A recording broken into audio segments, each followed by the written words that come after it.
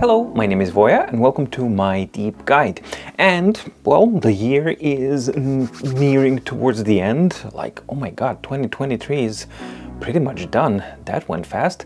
And as it's usual, in December I start making kind of recap videos and trying to summarize what are the best choices that you may want to choose for your specific needs. And this is a video about the best e-ink devices for different categories of the year 2023. So let's dive in. And the first category in this video would be the best device for writing and note-taking as your primary need/want. And I would categorize Remarkable 2 as the number 3 place in the top 3 devices that you can choose from for writing and note-taking needs. Its strengths are, it's obviously distraction-free, it is incredibly thin and lovely designed. Even though it is 3 years old, it is still a really contemporary design and just feels like an awesome device, which is a statement to the Remarkable's hardware design team. Spectacular job that they did there. And also with some of the software improvements, it does have somewhat of an integration into your daily routine and system, which means that the note-taking that you do does not have to remain contained only on the device. It can actually kind of be extracted and placed into the ecosystem further on so that it can somewhat slip into your workflow. In the second place would be the Kindle Scribe. Why would it be ahead of Remarkable, I hear you ask? Well, first of all, it's cheaper. Second of all, it's faster. Third of all, it has much better brushes and much better quality of writing. Fourth of all, it has 300 ppi as opposed to 227 ppi on Remarkable 2. And finally, with the latest update, they have added the addition of exporting searchable PDFs, which function unlike any other platform, which really does place and rank Kindle Scribe very high on this list, you know, as the second place. But when we're talking about writing and note-taking, honestly, even now, there can be only one winner and one that still dominates the whole kind of category here. And we're not talking about writing feel and things like that. We're talking about your task for writing and note-taking. And if that is your priority and you want to actually use this device and have the tools at your disposal, but a balanced kind of approach between distraction-free, focused design, tons of options that are always at the tip of your hands or fingertips, and also unmatched functionalities as far as notebooks versatility goes, as far as integration goes, as far as offline capabilities goes, as far as just pretty much close to everything except that it doesn't have a 300 ppi screen. Well, the Supernote A5X is still the king in my book for those types of tasks. Now, what's going to be very interesting is to see when A5X2 finally does come out. First of all, what will the new design, the hardware design, do to the overall platform? Second of all, there's a chance that the A5X2 is going to have a 300 ppi screen matching the Kindle Scribe.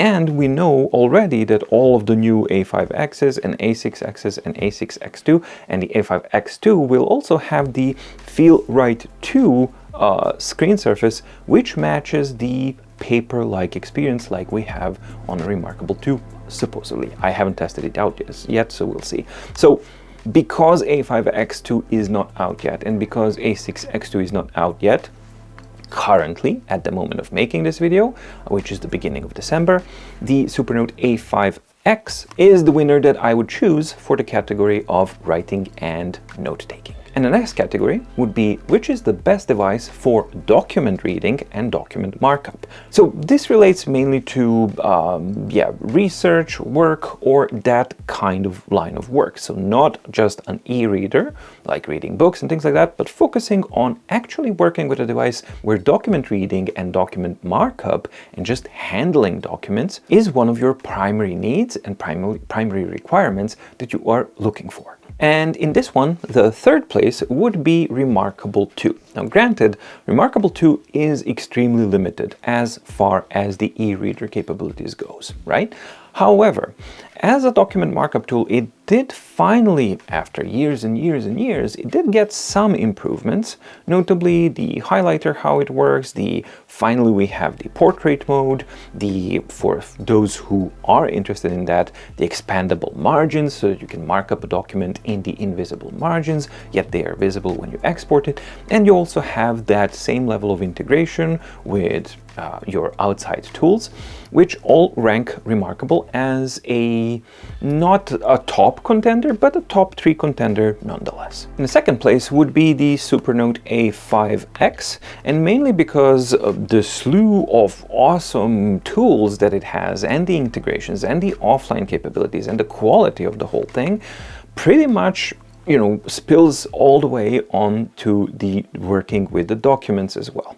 So you are able to use now finally the half screen mode, which is the landscape mode, which works better than in the Remarkable because of the page flipping functionalities and things like that. And overall, it's just a far more stable platform. On the Remarkable, you don't have an option of actually adding annotations to your highlighted marks, which is something that you can do here. And plus you can organize these things, you can export these things, and then you can actually make a far more robust use out of a document with just a single device. And when you're done working with the document, you can export a lot of things and then take that off and take it further, take that work further. And as such, Supernote A5X simply gets you further and offers you more functionalities than the Remarkable 2. Hence, it's in the second place. And in the first place, probably to no one's surprise, is of course going to be the Boox Note Air 3C, except with a caveat. Note Air 3C would be the choice if you are prioritizing color content in some way, shape or form. But for anything else, if you really don't need the color stuff, I would actually recommend that you go with the Note Air 2 or the Note Air 2 Plus, simply because they do not have the BSR or BFR. I'm no longer sure, is it Boox Speed Refresh or Boox Fast Refresh? Either way, the new technology they have for super fast and clean kind of refresh modes, that's not present on the Note Air 2 and Note Air 2 Plus, granted, so you get worse display performance and stuff like that, but the battery life is like really different. If you're interested more to like how the Note Air 3C compares to Note Air 2 and the 2 Plus, you can check out the video up here that's going to be linked so that you can see the battery life comparison. But for ultimate document reading and write-up and markup tools, it's extremely difficult to beat the Boox platform. And the thinness, the portability, the functionality, and the eReader, it has a tiny bit of a learning curve, but the possibilities that it actually gives you and the flexibilities that it gives you are simply unmatched to any other platforms. Therefore, it's the logical choice for that type of use case scenario. Now, the next category is which would be the best device for students / learning type of environment, right? So in that category, I was actually looking at different parameters, and one of the key things that students often do need is actually the ability to record a lecture while you're taking notes and maybe adding audio markup so that you can revisit that and kind of go further. Now, this is not just for students. This type of specific use case scenario, specific needs, definitely applies to meetings, conferences, or any other situation where you have that somebody, a group of people or one person is speaking, and you want to recall that while being able to actually take notes and to synchronize those things, your notes, with the audio take and the tags that you make and things like that. So this is a very specific use case scenario, but also in those use case scenarios, this is an invaluable tool for people. So as such, I thought that it was worth it that it's going to be placed in a separate category. So in that category, in the third place, I would rank Huawei MatePad Paper. Now, this is overall a very good device if you can still find it, because it was limited how it was released. But Most notably, it does have one of the focal points is audio recording capabilities in the notebooks with an excellent tagging system that allows you all of that. Now, it also combines really good note-taking capabilities. So overall, it's a super sleek and I think massively overlooked device. Somewhat for a reason, somewhat not. That's a discussion for a different kind of video. But overall, in this category, I would definitely like to remind you about the qualities that Huawei MatePad Paper has to offer. On the second place is going to be the Lenovo Smart Paper. Now, yes, I know, it has a lot of negative things. Absolutely. But it does have something that no other device has, and that is their specific, albeit I believe it's also a specially paid service. I'm not really sure because this platform has everything segmented, but if you really need that functionality, this is the only device on the market that allows you to actually record the audio and sync back to what you were writing at the time of the audio recording and playback. So you can actually scrub to the audio and see where you were in the note-taking process while you were recording that speech, lecture, conference, or whatever it is. No other platform has that, and if that's a very specific laser point niche thing that you need, you can't find that anywhere else than on the Lenovo Smart Paper, and therefore it ranks as number 2. But as an overall kind of number 1 device, here too I would actually add the Note Air 3C, and this time I wouldn't go for Note Air 2 or 2 Plus, I would go definitely for the 3C because of the speed, because of the color, and because of the versatility. So why is this one in the first place? Because it doesn't have the super fancy audio recording mechanism of the Lenovo Smart Paper, and it doesn't have the extra cool awesome tagging system of the MatePad Paper. But what it does have is everything else. So it does have that recording system, it does have a tagging system, albeit a little bit wonky, but it is there, so you can actually use it. But on top of all of that, it has all of the functionalities that you need, which is excellent note-taking and write-taking capabilities, and the best document write-up and reading capabilities as well. And on top of all of that, it's an Android 12, and it has speakers and it has microphones, which means you can watch lectures, you can split screen it, and then you can watch a lecture and take your notes while you're doing that. You can screencast it if you need to on a projector, or if you're doing a study lecture of some sort, or if you have a presentation for a meeting or for a conference, you can actually do that from here. So just as far as the sheer versatility, power, and the ability to integrate this thing into many different systems, it beats out pretty much everything else, and therefore it's in number 1. Now we get to a more popular type of category and less specialized, and that is the best portable e-reader device. So just an e-reader device, no note-taking, and the key here is making it portable. And in number 3 place, I would rank the latest Kindle Paperwhite, simply because it has the best image quality and the awesome front light that, yeah, the Kindle is known for. And overall, it's just a really pleasant thing to use if you don't mind paying quite a bit of money for those ads that Amazon forces you to have and just reminds you that we own it and everything about you and all of your information. Anyway, on the second place, I would rank actually Kobo Clara 2e. Now that one is not fancy, it's made out of recycled materials, but it feels really good. It is waterproof or splash proof or some of those things. I forget which IP rating it has. But most importantly, it's really cheap, and it does have that awesome Kobo image quality on par with the Kindle Paperwhite and an excellent front light as well. But just as a device, it just feels a little bit better, to me at least, than the Kindle Paperwhite. The format is nicer, and yeah, just the use case is kind of nicer. As a portable all-round e-reader, it's really difficult to beat the Boox Page. Granted, yes, it is the most expensive of the 3, but it also offers you so much more than any of these three, because you have the Kindle library, you have the Kobo library, and you have the addition of any other document that you may want that you can put on that device.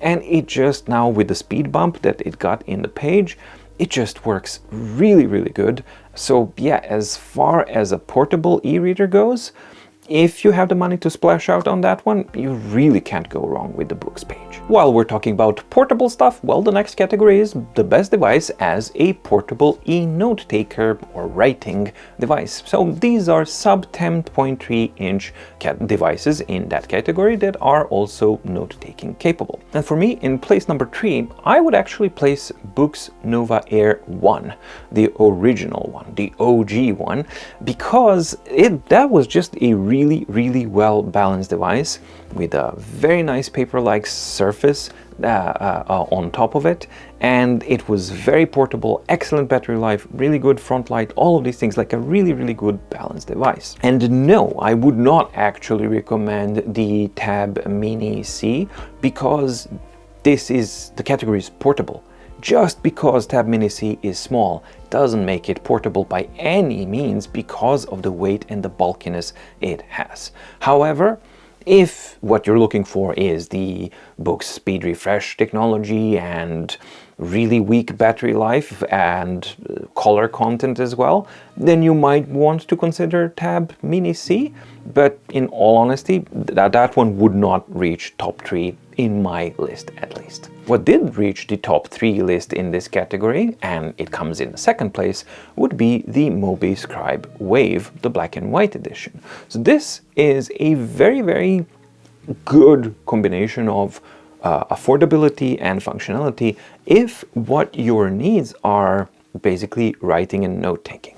Writing and note-taking capabilities and the performance on the MobiScribe Wave is excellent. Really good. Where this device falls, and it falls flat on its face, is basically the reader capabilities and the stability, and the overall system stability is a little bit wonky. But if you just want to have something that's portable and you use it as a writer, yeah, you could consider the Origin as well, but as you can see, it had a flaw, which was the battery just went whew, all the way down, which is actually not that big of a deal on the MobiScribe Wave, and that with some recent updates has been improved. So on second place, I would definitely recommend that you, check out the MobiScribe Wave. And the winner, well, no surprise here, Supernote A6X, the small brother of the A5X. Now again, here even more relevant because we're just on the cusp of the A6X2 being released, but I don't have it yet, and it's not out yet. People have pre-ordered it.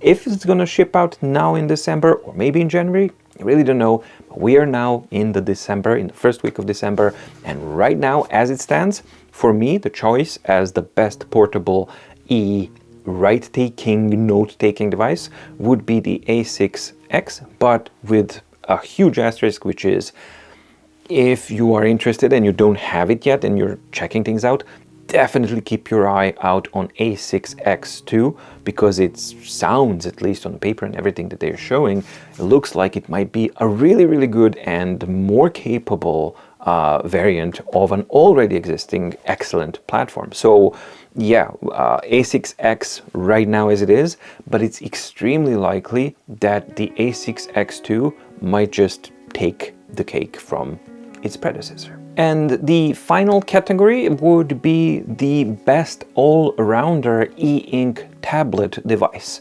So what does that mean? Well, that's when basically you do a little bit of everything and you need your device to be able to hop onto the internet, to play some music, to play an Audible book, to serve as an e-reader, as an e-note-taker, as a document write-up tool, and all of these things, and able to integrate anywhere that you want. And as such, in number 3, I would rank the how fitting.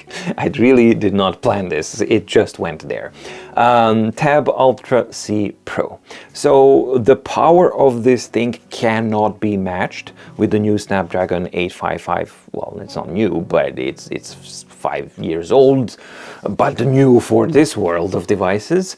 With the Snapdragon 855 CPU, it really offers unmatched performance to any other device. So if what you're looking for is like top-notch performance and top-notch functionalities at a really dire cost of battery life because it's bad, then yeah, definitely Tab Ultra C Pro is worth considering, but it does cost a lot. In a second place, I would actually place the Tab Ultra C, the non-Pro version, because it's cheaper and because it has a better battery life. It has exactly the same capabilities and functionalities as the Tab Ultra C Pro, except that it's a tiny little bit slower, it's a lot more battery efficient, and it has the color content and all that kind of stuff. So you get basically everything that you need, all of the good stuff of the Tab Ultra C Pro at a slightly cheaper price and much more battery life. But for me,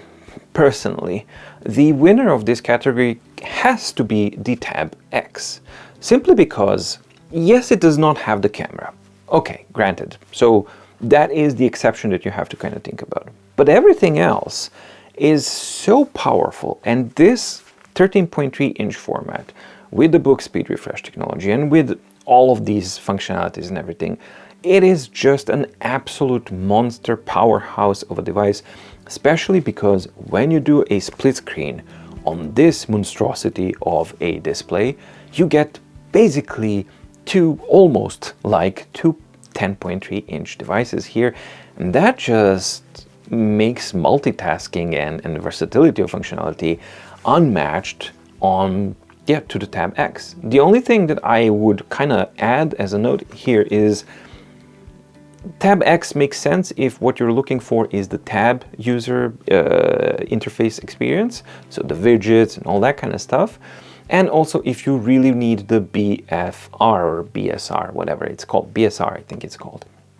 But if you don't need any of that, I would actually recommend you to try and find a good condition Max Lumi 1, not 2, 2 sucks, but Max Lumi 1 is also an exceptionally good value for money, especially if you find a good one secondhand. It gives you all of the advantages of the Tab X, but better battery life, and yeah, it's just like a really well balanced device. There are some things that I don't like about Tab X, but the overall impression is really excellent. But if I were able to actually choose and buy for myself a 13.3-inch device and was choosing between a brand new one, Max Lumi 1 and Tab X, I would actually go for Max Lumi 1. So that's something to kind of keep in mind. But as we're talking about what it is that you can buy now, Tab X is the alternative that's currently available. And before we close out the video, I just wanted to add one honorable mention that doesn't really fit into any of these categories, and it didn't even make the top 3 of any of the categories, but it is intricate enough that I believe it deserves a special mention on its own. And that would be the Quaderno A4 Gen 2. This is a limited device. This device has poor battery power, and as you can see, it's off and is always going to be off, and has lots of things that are negative about it. But as a raw, just pure digital paper replacement tool, there's very few things that can actually match the writing experience and the sensation that you have on this one, because it genuinely feels like you're writing on the surface of the screen. All of the other devices, they have varying distance between the surface that you're writing on and things like that. This, this one is basically you're writing on the screen itself. Second thing, the writing surface, very paper-like, therefore extremely pleasant. And with some of the latest updates, you're actually able to integrate this device to a vast-ish kind of ecosystem, with Google Drive and maybe Dropbox and things like that, and document markup and writing. So if what you're looking for is very minimalistic experience, but very paper-like experience, and all you're looking for is note-taking and document reading and markup.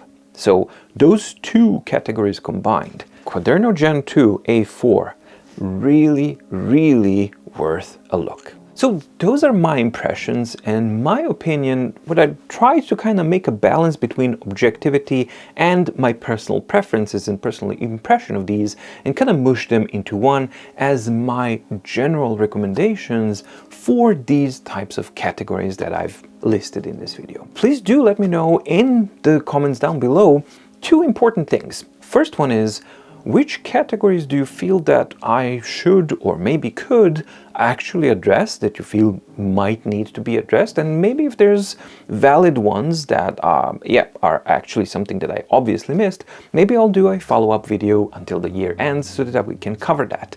And number two, for me it's far more important, is to actually hear back from you guys, your feedback and your opinion and your impression regarding these different categories, and what you think, what you agree with, what you disagree with, why, etc., etc. Because it's interesting and it's extremely useful to hear different experiences, different real-world experiences, because other users learn from it, I learn from it as well, and yeah, it's just a win-win all around. I hope that you found the video useful or interesting or entertaining or whatever. If you did, please like and subscribe and ding the notification bell down on the description below. And also check out mydeepguide.com/shop, where you can find My Daily Organizer, or MDO, and My Deep Guide Meeting Planner, which are both hyperlinked PDF files. One helps you organize your whole year as a journaling and organizer tool, MDO, and the MMP is a tool that helps you centralize, organize, and simplify your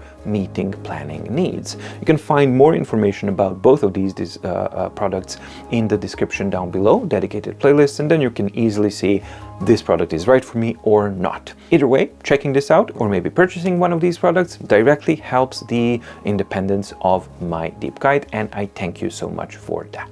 Thank you so much for watching. Stay safe, stay healthy, and see you in the next video. Bye.